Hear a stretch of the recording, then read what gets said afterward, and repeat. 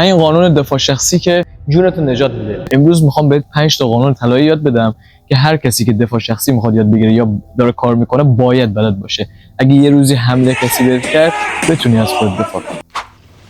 قانون اول درگیر نشدن، فرار کردن. در 90% مواقع بهترین دفاع همینه. 2 تا پسر 17 ساله روح‌الله داداشی خدا بیامرزه کشتن، اونم با چاقو.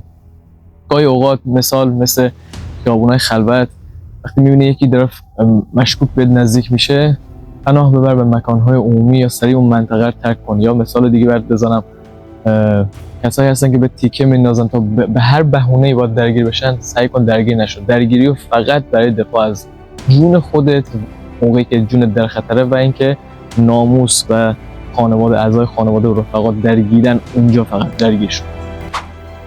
قانون دوم، همیشه آگاهی داشته باش. 80% دفاع شخصی برمیگرده به پیشگیری. اگر رو محیط اطرافت اشراف داشته باشی از خیلی از خطرات دوری میکنی. مثال من میگم، وقتی داری تو خیابون هدفون رو تو گوشت صدا رو آخر نذار، اشراف داشته باش رو صدا و اتفاقاتی که در تو محیط اطرافت میفته. سرت مدام پایین نباشه.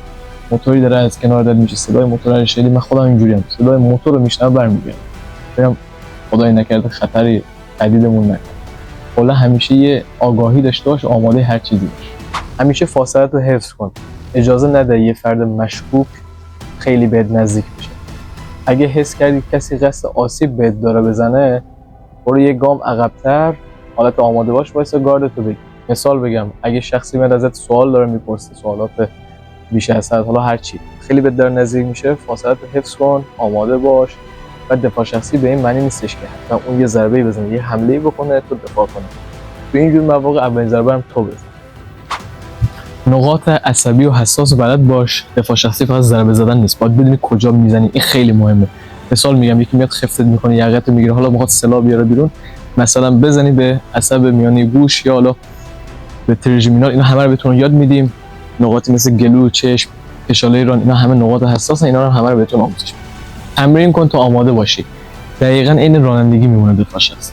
اگه تمرین نکنی تو موقعیت واقعی نمیتونی درست عذاب در بیاری، تکنیکاتو نمیتونی انجامش بدی. معادلاتش هم عین ریاضی فیزیکه، نیاز به تمرین زیاد. اونقدر تمرین کن که سریعتر باشی. سریع بودن خیلی مهمتر از قدرت داشتن هستش. این خیلی مهمه تو دفاع شخصی. دفاع شخصی هم چیزی نیستش که فقط تو موقعی که گیر کردی باید تازه یاد بگیری یا موقعی که نیازش داشتی. از همین امروز شروع کن به یادگیریش. 5 تا قانون همیشه یاد باشه و یاد نره سابسکرایب کنی. تو ویدیوهای بعدی حتما آموزش‌های عملی رو شروع